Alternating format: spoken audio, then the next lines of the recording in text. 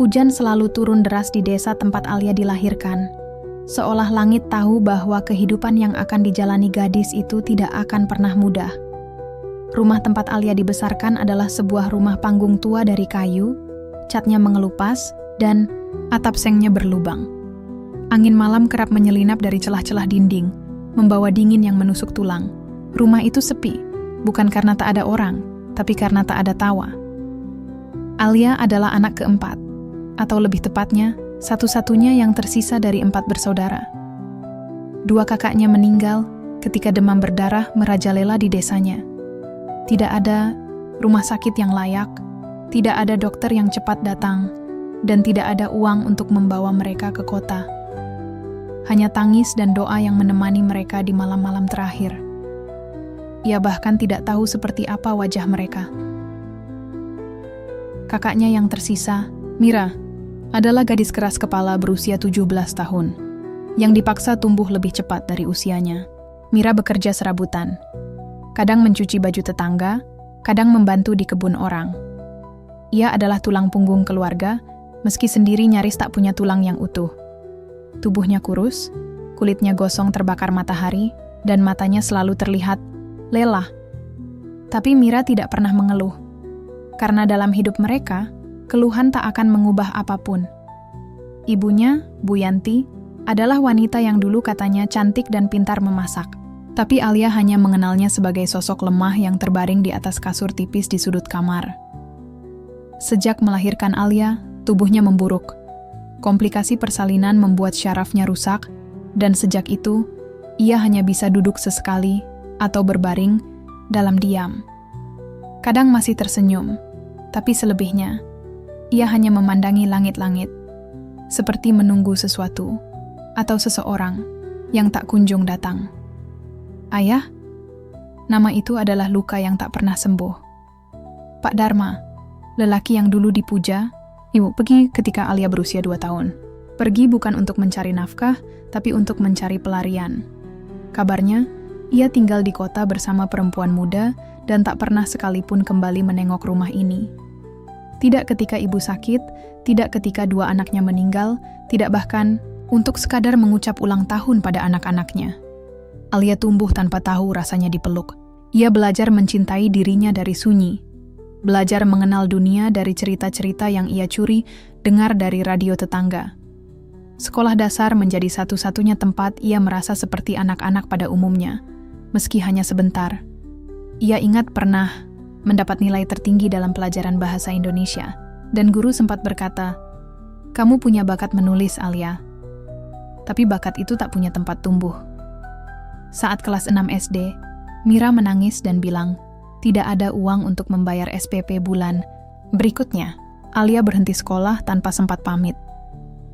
Hari-harinya berubah menjadi rutinitas yang sunyi. Bangun pagi, memasak bubur untuk ibu, membantu mencuci baju, dan duduk diam menatap sawah. Kadang, jika Mira pulang terlalu larut, Alia duduk di tangga, depan rumah menunggu, sambil mengusap perutnya yang lapar. Hanya suara jangkrik yang menemaninya. Malam-malam adalah waktu yang paling berat. Karena pada malam hari, semua rasa tak mampu lagi ditutupi. Ia sering menangis dalam diam, menahan suara agar ibu tak khawatir, agar Mira tetap bisa tidur. Ia tidak tahu pasti apa yang ia tangisi.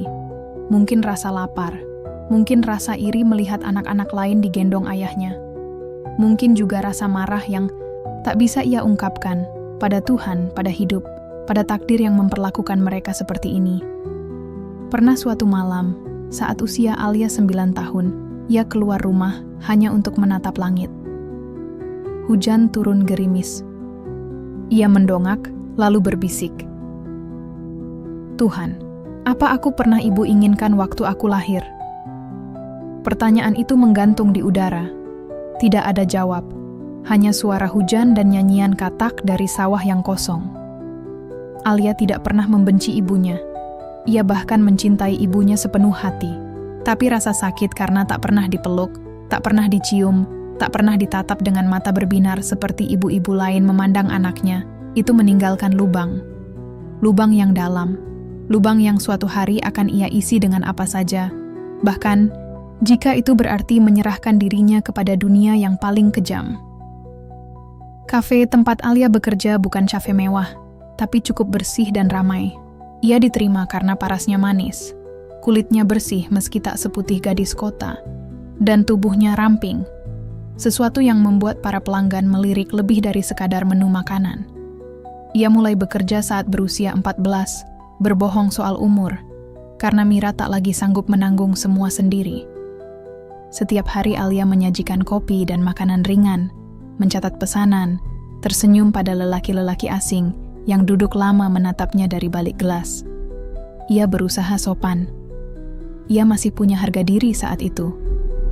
Tapi dunia tidak peduli pada gadis sopan, yang miskin awalnya hanya candaan, siulan, pujian menggoda, kadang kartu nama yang diselipkan sembunyi-sembunyi. Alia menolak. Ia masih memeluk sisa-sisa prinsip yang diajarkan almarhum kakeknya. Jaga dirimu. Jangan biarkan orang menyentuhmu sembarangan. Tubuhmu suci meski hidupmu tidak. Tapi semua berubah ketika Mira terlibat utang besar.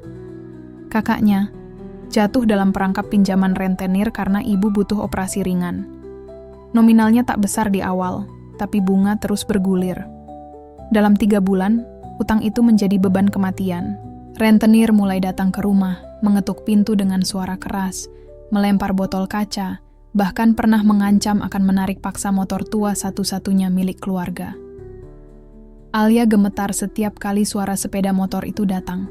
Sampai akhirnya, suatu malam seorang pelanggan tetap kafe, seorang pria berusia lebih dari 2 kali usia Alia, mengajak bicara. Namanya Pak Gunawan.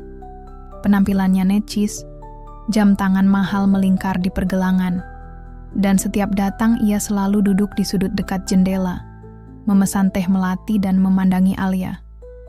"Alia, kamu butuh uang kan?"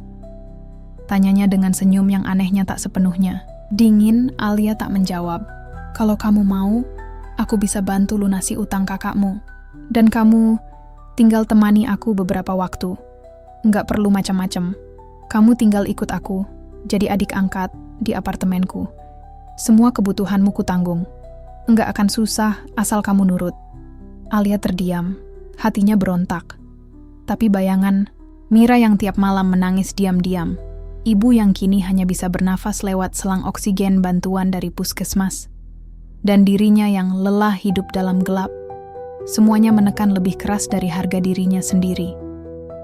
Malam itu, setelah menatap dirinya di cermin selama 5 menit, ia merapikan rambutnya, menggulung lengan seragam kafe, dan keluar lewat pintu belakang. Mobil Pak Gunawan menunggunya di luar. Mobil hitam mengilap, sunyi, dan nyaman. Tapi di dalam mobil itulah, dunia Alia mulai runtuh dalam diam. Ia tidak menangis malam itu. Ia hanya duduk diam, tangannya gemetar di pangkuan, dan hati yang terasa beku. Apartemen Pak Gunawan di pusat kota. Lantai 21, dengan jendela besar yang menatap kerlip lampu kota. Alia diberi kamar sendiri, lemari penuh pakaian mahal, skincare impor, parfum wangi yang dulu hanya ia lihat di iklan televisi. Tapi malam itu juga, tubuhnya tak lagi jadi miliknya sendiri. Ia berusaha menghapus semuanya dari ingatan.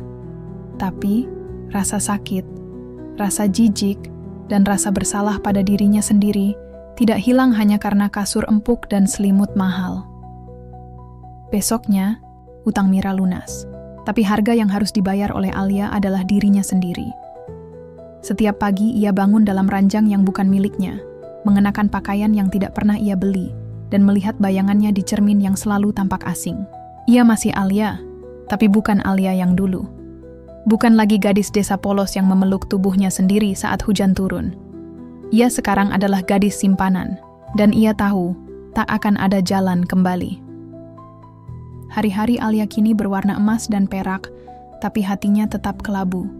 Ia terbangun setiap pagi di atas ranjang empuk yang harum, spray linen putih, AC yang menyesuaikan suhu tubuh, dan aroma ruangan yang mahal, campuran mawar Turki dan lavender, Prancis. Pak Gunawan tak selalu di apartemen. Kadang ia pergi urusan bisnis, kadang menginap di rumah keluarganya. Tapi setiap kali lelaki itu pulang, Alia harus menyambutnya seperti istri, meski ia hanya barang simpanan yang tidak pernah diakui. Kini tubuh Alia dibungkus oleh gaun-gaun dari butik ternama, tas kulit asli, heels mahal, dan make up dari brand luar negeri. Ia duduk di kafe mewah dengan perempuan-perempuan sosialita lain yang memandangnya setengah penasaran, setengah sinis. Mereka tahu Alia bukan bagian dari kalangan mereka. Wajahnya terlalu lembut, cara bicaranya terlalu pelan, dan matanya terlalu jujur memancarkan luka. "Pacar baru Pak Gunawan ya?" tanya salah satu dari mereka saat pesta makan malam. Alia tersenyum, hanya itu yang bisa ia lakukan. Mereka tidak tahu bahwa di balik gaun seharga jutaan yang ia kenakan, ada luka merah di pinggulnya. Luka yang belum sempat mengering sejak malam kemarin.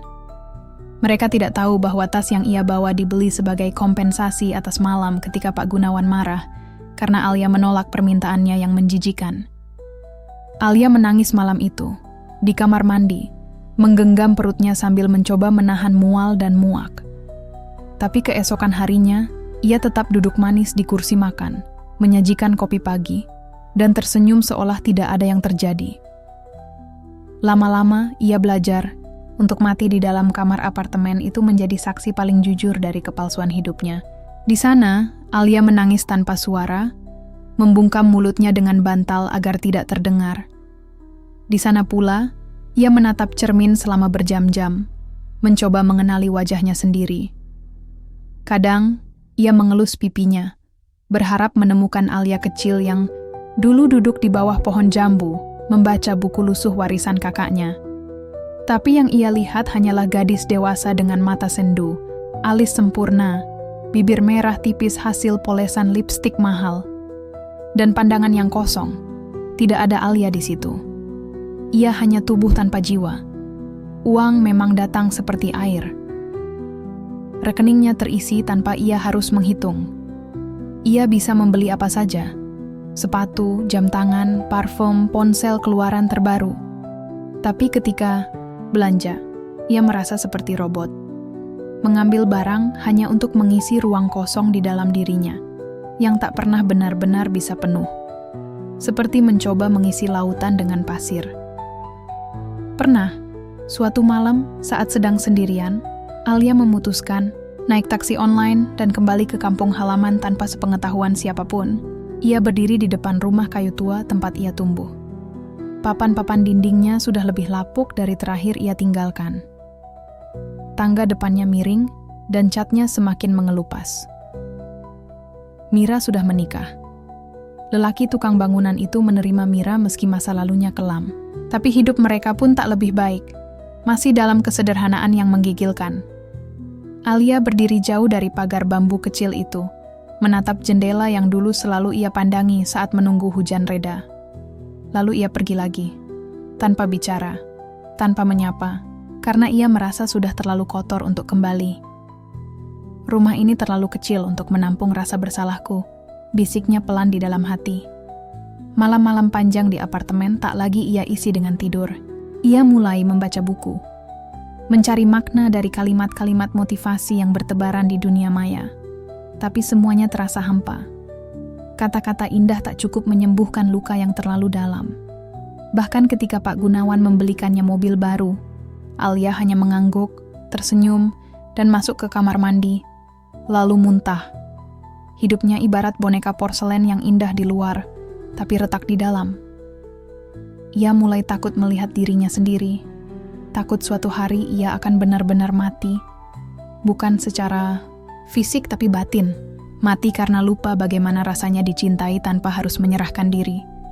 Mati karena lupa bahwa ia dulu pernah punya impian, pernah punya harapan. Kini semuanya hanya kenangan samar yang perlahan tenggelam dalam suara gelas kristal dan musik jazz dari speaker Bluetooth. Suatu malam ia menatap langit dari jendela lantai 21 apartemen. Jakarta bersinar megah, penuh lampu dan gedung tinggi. Tapi di tengah kemegahan itu, Alia merasa lebih kecil dari debu. Ia membisikkan satu kalimat sebelum tidur, kalimat yang sudah lama tidak ia ucapkan. "Tuhan, kalau Engkau masih ada, tolong, beri aku alasan untuk hidup." Dan malam itu, entah kenapa, ia menangis lebih lama dari biasanya. Alia menatap jam dinding apartemen. Pukul 2.15 dini hari. Suara hujan di luar kota seperti bersekongkol dengan pikirannya yang gaduh. Ini malam kelima ia terbangun tanpa alasan jelas. Nafasnya berat, dada sesak. Ia berjalan ke balkon, hanya dengan piyama tipis, membiarkan udara dingin menusuk kulit. Dalam diam ia bertanya, apakah ini hidup yang kuinginkan? Tak ada yang menjawab. Hanya kilatan petir dan bau hujan yang menampar ingatannya kembali ke masa lalu. Ke masa kecil, saat ia hanya punya satu sandal dan satu boneka robek bernama Riri. Tapi dulu, meski hidup miskin, ia masih bisa tertawa. Sekarang tertawa pun terasa seperti sebuah dosa. Hari itu Pak Gunawan mengajaknya ke sebuah villa mewah di puncak. Mereka hanya berdua. Udara sejuk, pemandangan indah, tapi Alia duduk di pinggir ranjang, diam seperti anak kecil yang tersesat. Pak Gunawan memperhatikannya sambil menyeruput anggur merah. "Kamu kenapa akhir-akhir ini dingin banget?" tanyanya. "Ada yang salah?" Alia menunduk. Suaranya nyaris tak terdengar. "Aku cuma lelah, Pak." "Lelah?" Lelaki itu tertawa pelan. "Kamu ini hidup di surga, Alia. Banyak orang rela jual diri di jalanan. Kamu cukup di sini, nyaman, bersih, hidup enak. Masih kurang?" Alia tidak menjawab. Ia tahu, dari mata Pak Gunawan, dirinya adalah keberuntungan. Tapi siapa yang bisa menjelaskan bahwa kenyamanan fisik tak bisa menambal luka batin? Bahwa tubuh yang dibungkus kemewahan tetap bisa merasa kotor? Malam itu, untuk pertama kalinya sejak tinggal bersama Pak Gunawan, Alia memberanikan diri menolak saat lelaki itu menyentuhnya. "Aku, bisa nggak malam ini tidur sendiri?" Pak Gunawan menatapnya. Mata itu berubah, dari hangat menjadi dingin. "Jangan mulai macam-macam, Alia. Aku sudah investasi banyak ke kamu. Kalau kamu mulai jual mahal, aku bisa tinggalin kamu kapan saja." Alia menunduk. Kata-kata itu seperti cambuk. Ia merasa dikebiri. Dirinya tidak lebih dari barang investasi. Ia bukan manusia, dan malam itu ia menyerah lagi. Ia biarkan tubuhnya disentuh tanpa cinta. Hanya karena takut kehilangan atap, takut kembali ke jalanan. Ia menangis dalam hati sambil membisikkan doa yang semakin lemah. "Tuhan, aku takut, tapi aku juga lelah." Beberapa minggu kemudian, saat sedang di salon langganan, Alia bertemu seorang perempuan paruh baya yang duduk di sebelahnya. Wajah perempuan itu bersih, senyumnya teduh, dan ia menatap Alia seperti menatap seorang anak. "Nama kamu siapa, Nak?" tanya wanita itu pelan. "Alia," jawabnya singkat.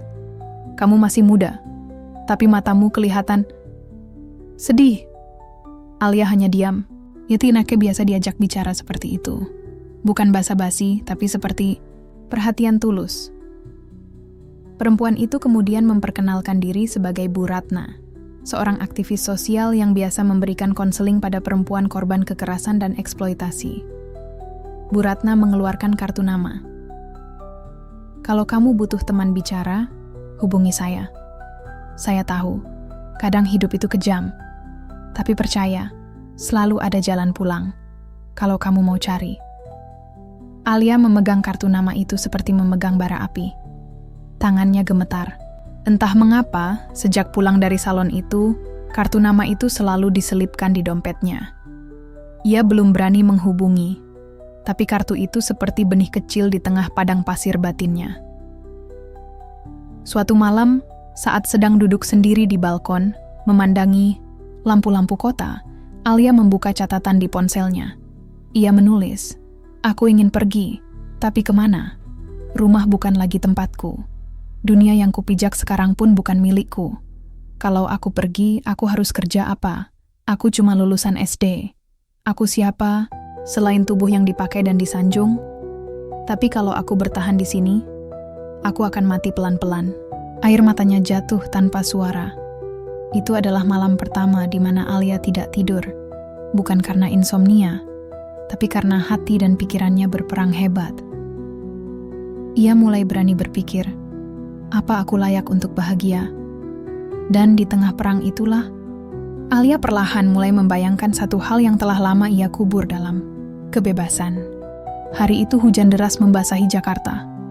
Udara dingin dan langit seperti sedang menangis, persis seperti hati Alia. Ia baru saja keluar dari minimarket kecil di seberang apartemen, mengenakan jaket panjang dan masker. Rambutnya dikuncir seadanya, tidak ada makeup mahal, tidak ada heels. Ia sedang lelah menjadi boneka. Hari itu, ia ingin menjadi manusia biasa, meski hanya beberapa jam. Saat menunggu ojek online, seorang lelaki berdiri di sebelahnya. Ia tak memperhatikan, sampai suara itu terdengar. Payungnya bocor, ya? Alia menoleh. Seorang pria muda, sekitar 30-an, berwajah teduh dan bersih, mengenakan jaket hujan dan celana jeans gelap. Ia membawa 2 kantong belanja plastik dan memegang satu payung besar yang jelas masih sangat baru. Alia hanya mengangguk pelan.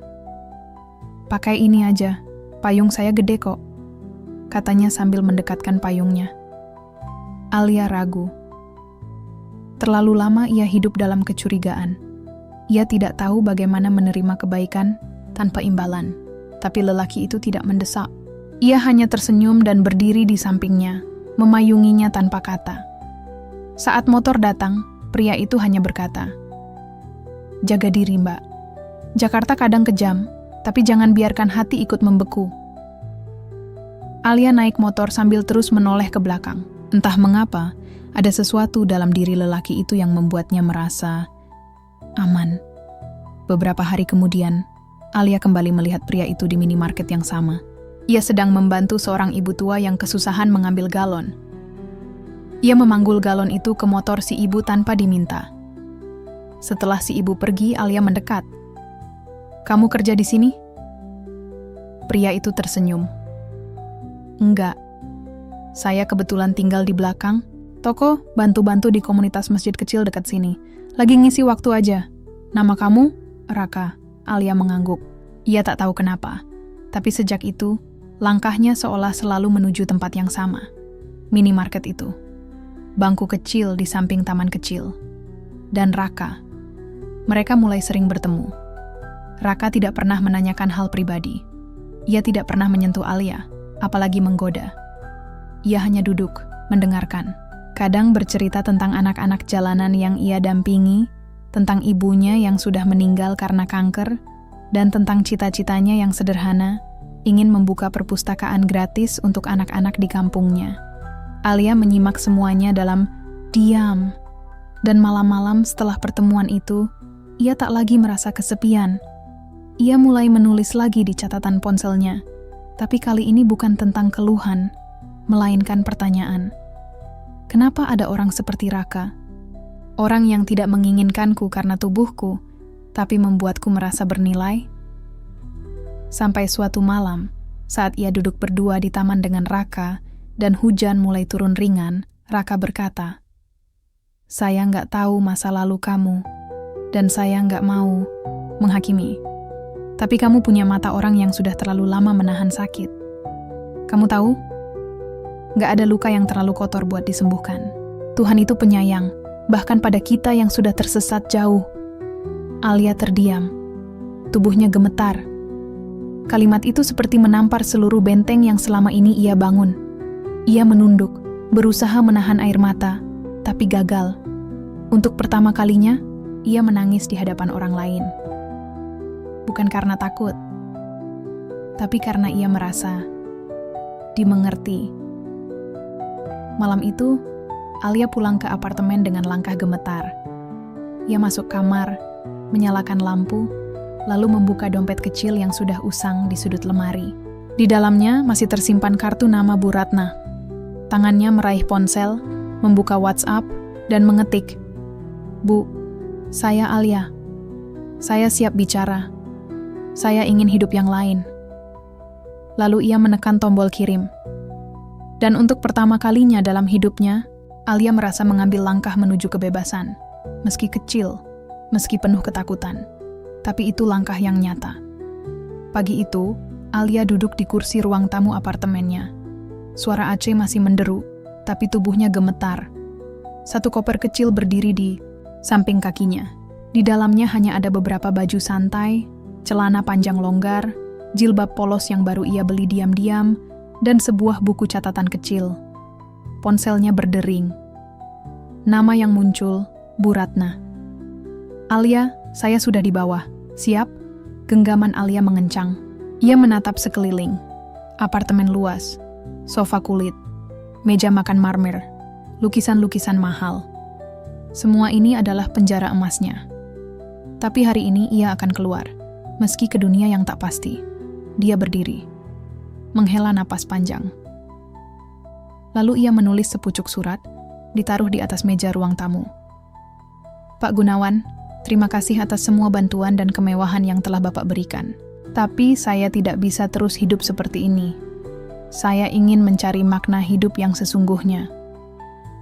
Mohon maaf saya pergi tanpa izin. Saya pamit, bukan untuk lari, tapi untuk menyelamatkan diri." Dan ia pergi. Di dalam mobil Bu Ratna, Alia tidak banyak bicara. Hanya menatap keluar jendela, menyaksikan kota Jakarta yang sibuk seperti biasanya. Tapi di dalam hatinya, gemuruh seperti badai. Ia takut. Ia tidak tahu apa yang menantinya. Tapi untuk pertama kalinya, ia merasa memiliki kendali atas hidupnya. Mereka tiba di sebuah rumah singgah milik yayasan sosial. Rumah itu sederhana, bercat putih, dengan taman kecil dan suara anak-anak kecil yang berlarian. Bu Ratna menepuk tangannya, "Selamat datang di rumah baru kamu." Alia melangkah masuk. Ruangan itu hangat, tapi yang membuatnya tercekat adalah di dinding, tergantung figura besar bertuliskan, "Tidak ada masa lalu yang terlalu gelap bagi cahaya Tuhan." Dan Alia menangis, terisak keras. Seperti seluruh beban yang dipanggul selama bertahun-tahun akhirnya tumpah dalam satu titik. Hari-hari berikutnya tidak mudah. Di rumah itu, Alia harus belajar bangun pagi, membersihkan kamar, membantu dapur, dan ikut kelas konseling psikologis dan agama.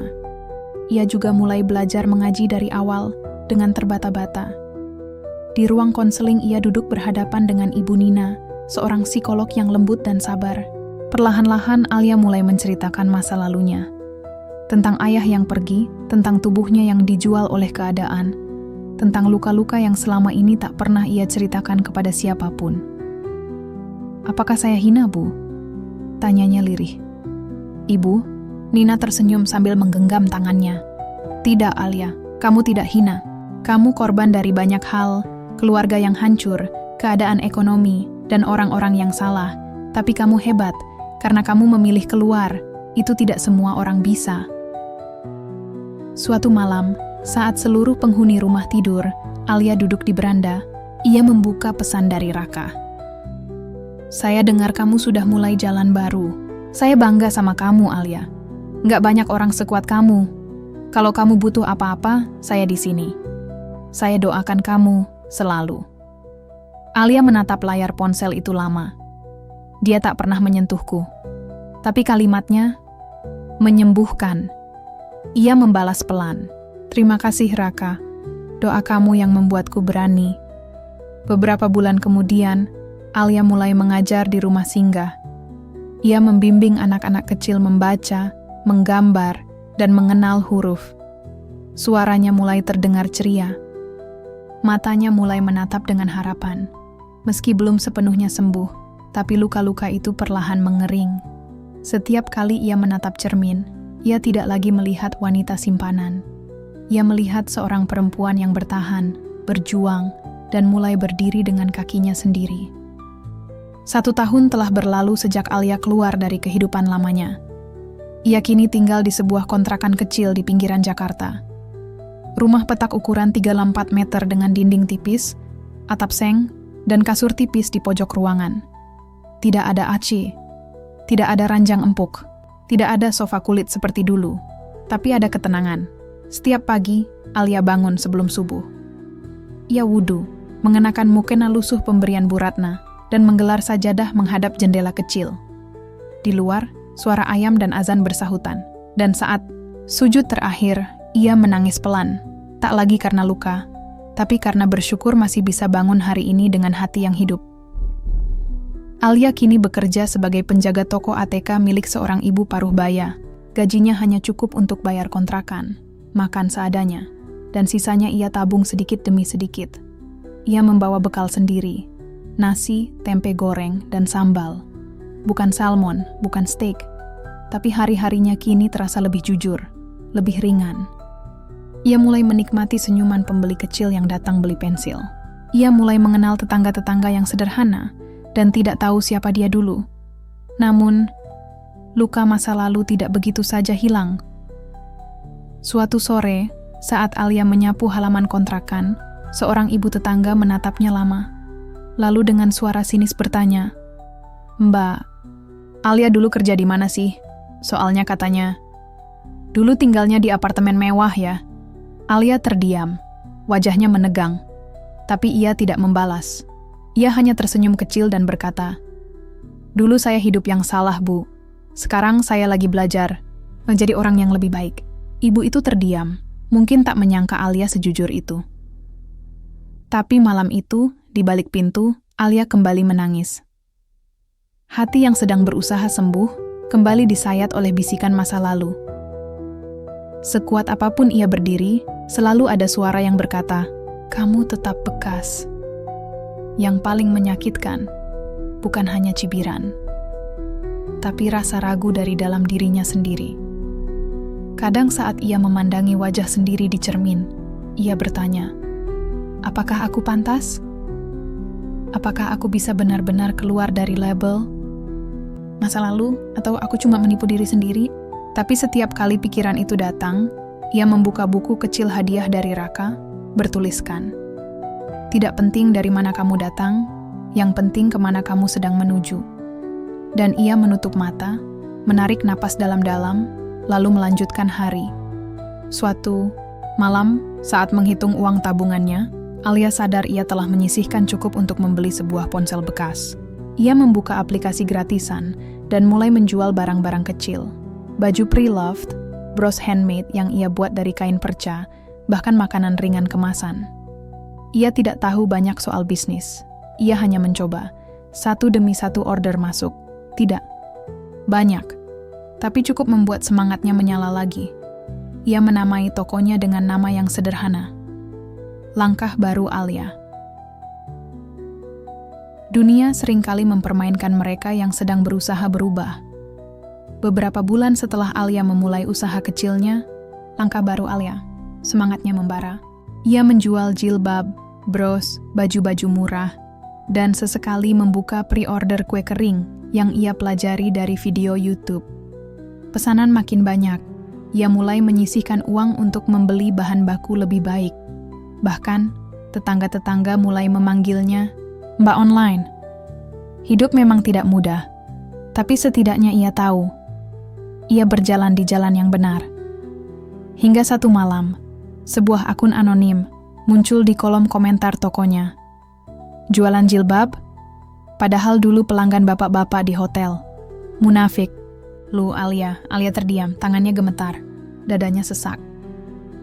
Komentar itu hanya satu kalimat. Tapi seperti pisau yang membuka lagi luka lama yang sudah susah payah ia jahit. Tangisnya pecah malam itu, di lantai kamar kontrakan, dalam gelap, tanpa pelukan siapapun. Hanya suara hujan di luar, jendela yang menemani. Keesokan harinya, pelanggan yang biasa memesan 2 lusin bros, membatalkan pesanan tanpa alasan. Toko online-nya mulai sepi. Beberapa orang menyebarkan foto-foto lama Alia dari akun lama Instagram-nya yang dulu glamour. Foto itu viral di grup-grup WhatsApp ibu-ibu sekitar. Dulu dia peliharaan om-om loh, sekarang sok jualan jilbab. Mata tetangga mulai berubah menatapnya. Ada cibiran di warung, senyuman sinis di masjid, dan sapaan yang dulu ramah, kini hanya anggukan hambar. Alia mulai jarang keluar rumah, mulai takut membuka ponsel. Kembali trauma. Suatu malam, saat menghitung uang untuk belanja besok, Alia sadar, uangnya sudah kecukupan. Usahanya menurun drastis. Tabungan hampir habis. Ia mencoba pinjaman online, ditolak. Ia coba kerja part-time lagi, tidak diterima karena ijazahnya hanya SD. Dan di tengah keputusasaan itu, sebuah pesan masuk dari nomor asing. Alia, ini Gunawan. Bapak dengar kamu lagi kesulitan. Kita bisa ketemu? Sekadar ngobrol, Bapak masih bisa bantu. Alia terdiam lama, dadanya sesak, matanya kosong menatap layar. Tinggal bilang iya dan semua masalah selesai. Begitu bisik iblis dalam benaknya, ia pejamkan mata. Ia ingat saat terakhir meninggalkan apartemen. Ia ingat rasa dingin dan kosong saat tidur di kasur mahal, dibandingkan kehangatan sajadah lusuh dan suara anak-anak di rumah singgah. Dan pelan-pelan, ia membalas. Terima kasih, Pak. Tapi saya lebih butuh dihormati, bukan dikasihani. Lalu ia hapus pesan itu, dan mematikan ponsel. Malam itu, Alia sujud lebih lama dari biasanya. Ia menangis bukan karena lemah, tapi karena tahu ia sedang memenangkan peperangan terbesar dalam hidupnya, melawan dirinya sendiri. Pagi itu hujan mengguyur deras, seperti mencuci wajah kota dari debu dan kenangan buruk. Tapi tidak untuk Alia. Hujan justru membawa kembali kenangan yang ingin ia kubur dalam-dalam. Ia duduk di sudut warung kecil di dekat kontrakan, menunggu kiriman bahan untuk jualan bros barunya. Sambil menyesap teh manis hangat, ia membuka ponselnya, dan hatinya kembali tercekat. Seseorang telah menyebarkan video lamanya. Potongan klip dari pesta tahun-tahun silam. Ia dengan gaun merah menyala, tertawa, dipeluk pria tua berkemeja batik. Lampu-lampu mewah berpendar di belakang, suara musik keras, dan wajah Alia penuh senyum palsu yang kini menghantui dirinya. Komentar di bawah video itu menusuk lebih tajam dari sembilu. Munafik, dulu peliharaan, sekarang jualan jilbab, hahaha. Jangan beli di tokonya, uangnya haram. Muka kayak gitu kok bisa ngomong soal hijrah? Miris. Alia terdiam lama. Jemarinya tak mampu lagi menggulir layar. Napasnya sesak, seperti tenggelam di laut hinaan yang tak bertepi. Apa gunanya berubah kalau dunia terus mengingatkan masa lalu? Kalimat itu bergaung di kepalanya, keras, berulang-ulang, seperti palu yang menghancurkan pondasi kepercayaan diri yang ia bangun susah payah. Di hari yang sama, pemilik toko tempat ia bekerja memanggilnya. Suara Ibu Dina pelan tapi tajam. Maaf ya Alia, aku dapat pesan dari seseorang. Katanya kamu punya masa lalu yang, ya kamu tahu sendiri, aku cuma takut nama tokoku kena imbas. Jadi mungkin kamu istirahat dulu ya. Dikeluarkan. Tanpa pembelaan. Tanpa kesempatan, Alia mengangguk pelan, menyembunyikan tangis yang sudah mendidih di balik senyum pasrah. Saat keluar dari toko itu, langit mendung seperti memahami isi hatinya. Air hujan dan air mata bercampur di pipinya. Di kontrakan malam itu, ia menatap cermin kecil di dinding. Siapa aku sekarang? Apakah dunia akan selalu melihatku sebagai wanita hina? Apakah perjuanganku sia-sia? Ia ingin berteriak, tapi suara dalam hatinya terlalu lemah. Beberapa hari kemudian, Alia memberanikan diri ke pasar pagi. Ia menjual bros hasil tangannya sendiri di depan lapak sayur. Tapi satu persatu orang lewat sambil berbisik. Itu kan cewek yang viral itu. Dulu simpanan om-om, sekarang dagang di pasar. Hahaha. Alia pura-pura tidak dengar, tapi telinganya panas, matanya perih, dadanya seperti diremas. Seorang ibu bahkan terang-terangan berkata, "Saya nggak mau beli dari orang yang hidupnya najis." Alia menunduk.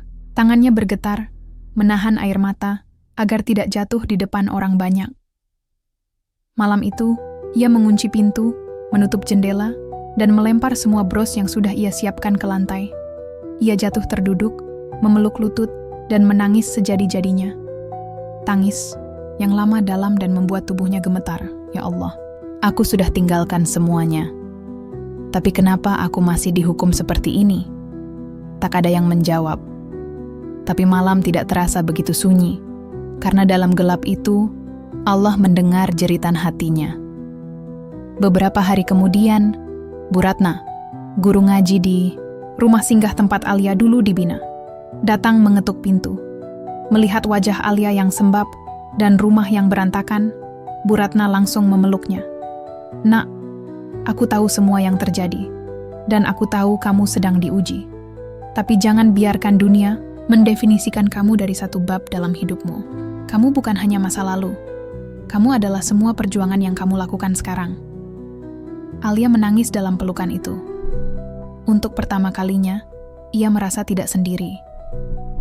Di hari-hari berikutnya, Alia mulai bangkit lagi. Pelan, tapi pasti. Ia mulai berjualan lewat grup WhatsApp masjid, menawarkan bros dengan embel-embel hasil karya tangan sendiri.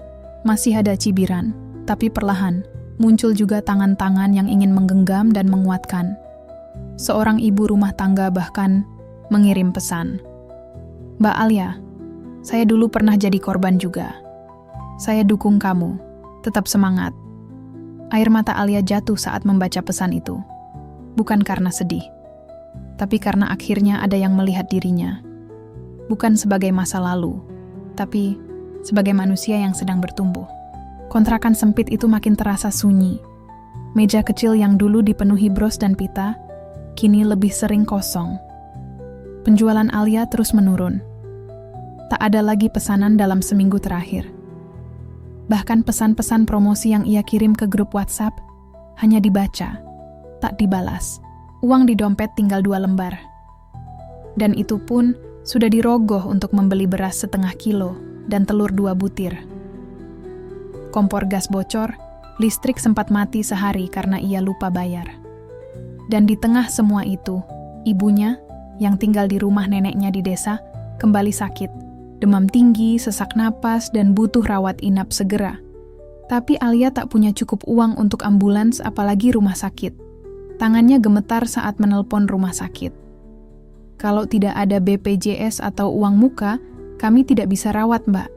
Begitu suara petugasnya. Alia hanya menjawab pelan. Baik, terima kasih. Air matanya tumpah lagi malam itu. Ia duduk menatap ponselnya. Dan seakan tahu, iblis mulai datang dengan senyum paling manis. Sebuah pesan masuk dari nomor lama. Gunawan, sosok pria tua. Itu, sponsor lama yang dulu memberinya hidup mewah, menghubunginya lagi. Alia, aku dengar ibumu sakit. Kamu nggak perlu susah. Biar aku bantu semua. Kirim saja nomor rekeningmu. Aku masih punya apartemen kosong. Kamu boleh tinggal di sana. Kapanpun kamu butuh, kamu tahu aku selalu ada. Lalu menyusul. Tapi tentu, aku ingin kamu temani aku makan malam seperti dulu. Tak lebih dari itu, awalnya. Alia tak langsung membalas.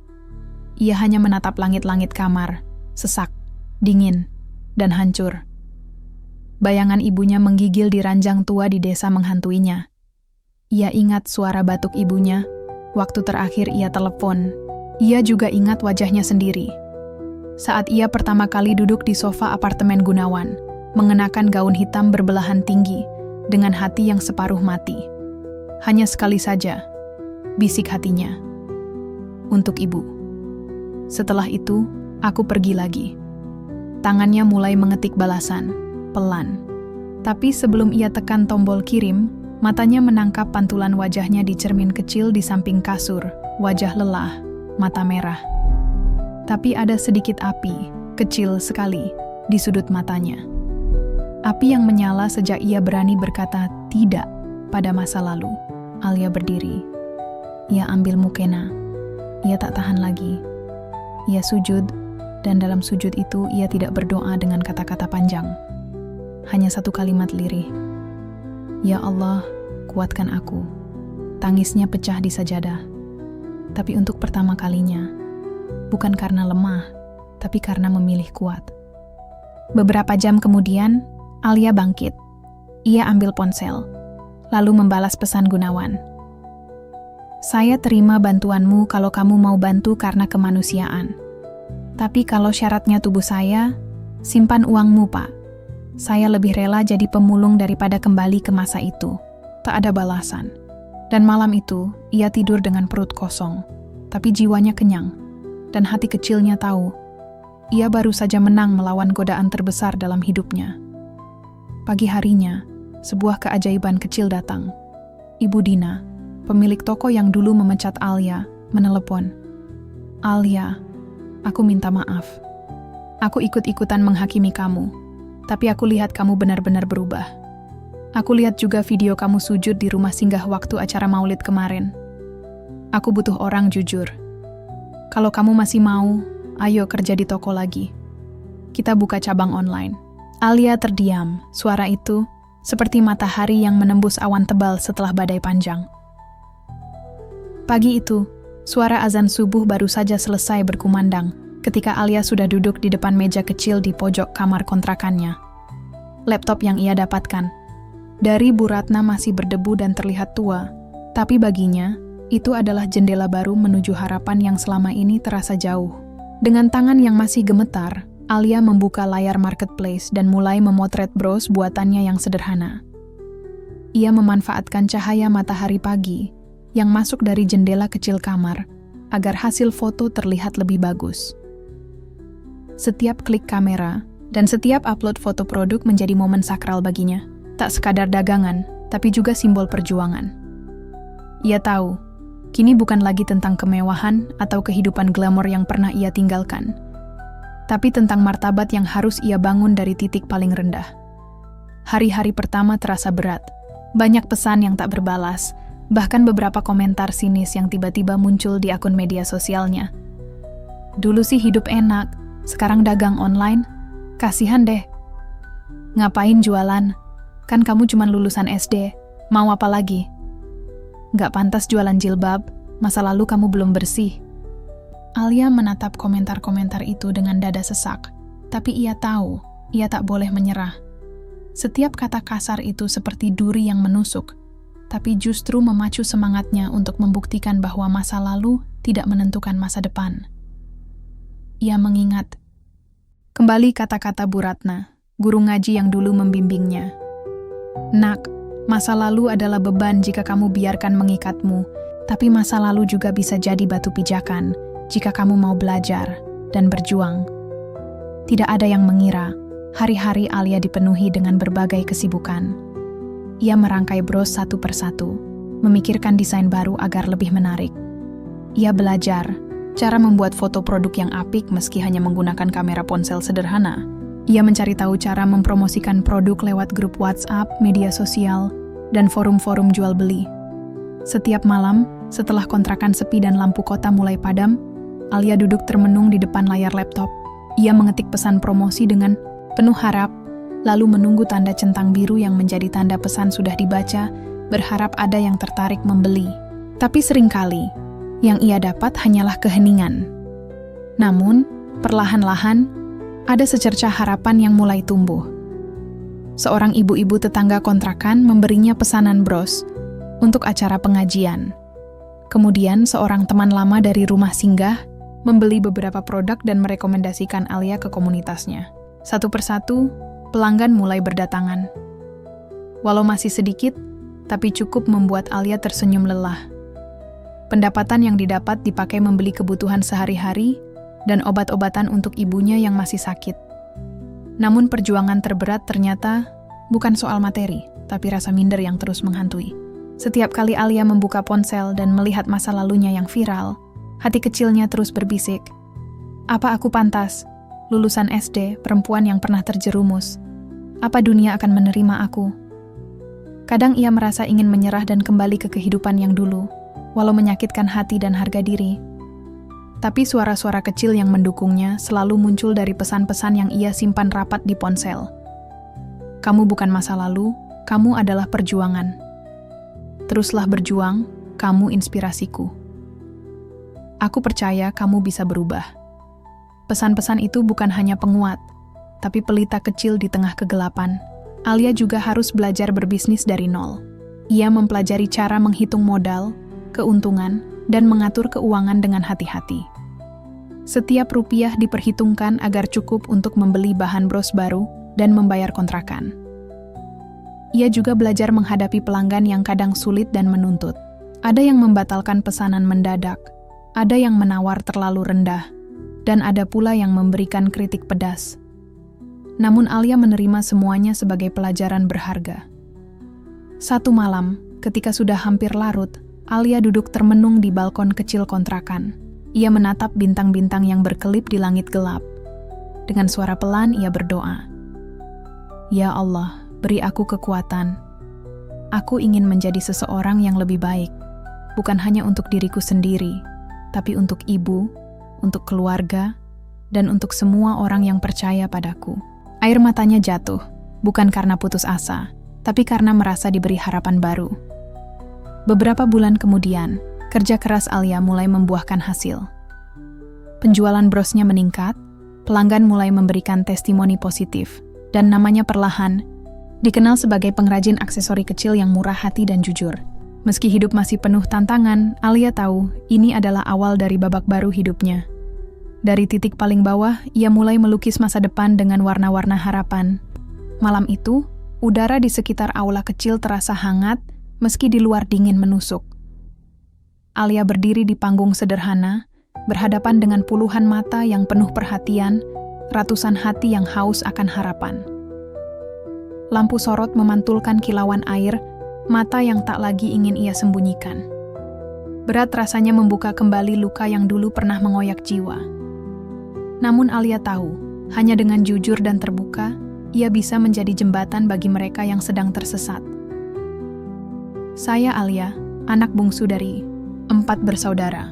Suaranya bergetar, namun ia berusaha kuat. 2 kakak saya meninggal sejak kecil. Ibu saya sakit parah setelah melahirkan saya dan tak pernah benar-benar sehat lagi. Ayah, dia meninggalkan kami saat saya masih kecil, memilih pergi bersama perempuan lain. Hening mengisi ruang itu. Beberapa pendengar menunduk, terharu. Ia menarik napas dalam-dalam, lalu melanjutkan. Saya hanya lulusan SD. Ketika teman-teman sebaya mulai bersekolah menengah, saya harus berhenti. Keluarga kami terlalu berat. Saya harus mencari uang agar ibu bisa berobat dan adik-adik saya makan. Dari sanalah ia mulai bekerja sebagai waiters di sebuah kafe kecil yang ramai. Dunia yang asing baginya, penuh godaan dan tantangan. Saya ingat betul, Alia menatap ke depan, suaranya bergetar menahan kenangan. Betapa sering saya menjadi sasaran godaan laki-laki yang tak bertanggung jawab. Hati saya hancur, tapi saya tak punya pilihan. Saya terpaksa merelakan harga diri saya demi melunasi hutang kakak yang sakit dan tak mampu bekerja. Matanya berkaca-kaca saat ia menggambarkan malam-malam penuh air mata, rasa malu yang menyakitkan, dan keputusasaan yang menggantung di setiap langkah ia menjadi simpanan om-om yang mampu memberikan kehidupan glamour tapi hampa. Rumah mewah, baju mahal, perhiasan berkilau. Semuanya tidak mampu menutupi kehampaan dalam hatinya. Saya merasa seperti boneka yang dimainkan orang lain. Ia berkata dengan suara nyaris berbisik. Tapi saya takut. Takut jika saya meninggalkan dunia itu, saya dan ibu akan jatuh miskin, kehilangan segalanya. Namun, suatu hari, titik balik datang. Ia bertemu seorang wanita yang dengan lembut bertanya, "Alia, kamu ingin jadi apa sebenarnya? Apa kamu bahagia dengan hidup ini?" Pertanyaan itu mengguncang jiwanya. Alia mulai merenung, bertanya pada hatinya sendiri. Malam-malam berikutnya diisi dengan doa panjang, air mata, dan tekad yang mulai tumbuh. Ia memutuskan untuk berjuang keluar dari dunia gelap itu, berusaha mencari jalan yang lurus meski berat dan penuh risiko. Ia berhenti menjadi simpanan, walau harus menghadapi cibiran, ancaman, dan bahkan penolakan keluarga yang dulu menganggapnya bangga dengan kemewahan semu. Di titik terendah itu, Alia menemukan kekuatan baru. Ia mulai belajar banyak hal, mencari cara agar bisa mandiri, berjualan online, belajar komputer dari nol, hingga mengasah kemampuan komunikasi agar suatu saat bisa berbicara di depan orang banyak. Awalnya saya takut, Alia mengakui pada para pendengar. Takut kalau mereka akan menolak saya, menertawakan, caci atau bahkan mengabaikan saya karena masa lalu saya. Namun, dengan keberanian yang semakin membara, ia mulai menerima undangan untuk berbicara di komunitas kecil, sekolah, dan kelompok perempuan. Ia mulai membagikan kisahnya bukan untuk mencari belas kasihan, tapi untuk menginspirasi dan memberi harapan. Di setiap tempat, tangisan, tawa, dan pelukan hangat menjadi hadiah terindah. Ia melihat betapa banyak jiwa yang tersentuh. Banyak yang merasa terangkat dari keterpurukan karena keberaniannya. Alia juga menghadapi banyak rintangan. Beberapa kali ia mendapat cibiran pedas dari orang-orang yang tak tahu perjalanan panjangnya, yang hanya menilai dari masa lalu. Namun ia belajar untuk tidak menyerah dan membalas dengan kerja keras dan doa. Dalam proses itu, Alia menemukan bahwa kekuatan terbesar adalah menerima diri sendiri. Masa lalu bukan aib, tapi pelajaran. Rasa sakit bukan beban, tapi bahan bakar untuk melangkah maju. Malam itu, setelah acara selesai, Alia duduk sendiri di pojok ruangan, membuka catatan hariannya. Dengan tinta yang sedikit berantakan karena air mata, ia menulis, "Hari ini aku bukan lagi anak perempuan yang takut. Aku adalah wanita yang berani berbicara, berani menginspirasi, dan berani berubah. Aku ingin dunia tahu bahwa di balik setiap luka, ada harapan yang menunggu untuk ditemukan." Dan dengan penuh harapan, Alia menatap bintang-bintang yang bersinar di langit malam. Ia tahu, perjuangan belum selesai, tapi kini, ia tak berjalan sendirian. Ada ribuan jiwa yang percaya, ada hati-hati yang menanti kisahnya, dan ada mimpi yang menunggu diwujudkan. Bab ini membawa pembaca menyelami perjalanan batin Alia, merasakan betapa berat dan dalamnya proses perubahan, sekaligus menghadirkan inspirasi dan harapan yang menghangatkan hati. Langit kota sudah gelap saat Alia melangkah keluar dari ruang seminar yang baru saja usai. Di depan matanya, ratusan wajah yang terinspirasi masih membekas jelas. Mata yang penuh harapan, senyum yang menguatkan, dan tepuk tangan yang menggema seperti musik kemenangan.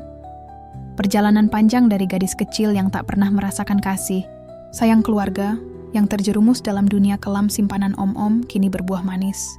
Alia berdiri sebagai sosok yang dihormati, dicintai, dan dijadikan teladan oleh banyak orang. "Saya bukan siapa-siapa dulu," Alia pernah berkata dalam salah satu ceramahnya. "Tapi saya punya satu hal yang tak bisa direnggut siapapun, tekad untuk berubah dan berjuang."